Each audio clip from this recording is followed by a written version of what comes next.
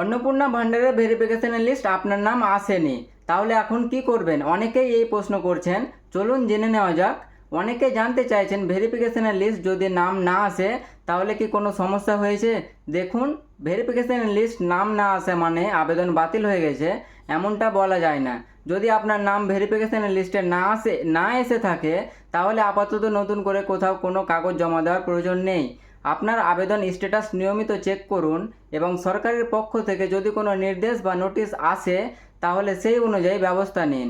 অন্যদিকে যাদের নাম ভেরিফিকেশন লিস্টের তালিকায় এসেছিল তাদের কাছ থেকে প্রয়োজনীয় নথি সংগ্রহ করা হয়েছে। তাই যাদের নাম তালিকায় ছিল না তারা অযথা চিন্তা করবেন না বা গুজবে বিশ্বাস করবেন না। সরকারি আপডেটের জন্য অপেক্ষা করুন এবং কোনো পরিবর্তন হলে সেটাই অনুসরণ করুন। আপনাদের স্ট্যাটাসে কোনো পরিবর্তন হলে বা নতুন কোনো সরকারি আপডেট এলে আমি সবার আগে জানিয়ে দেব। ভিডিওটি ভালো লাগলে লাইক করুন, ফলো করুন এবং আপনার স্ট্যাটাস কী দেখাচ্ছে কমেন্ট করে অবশ্যই জানাবেন।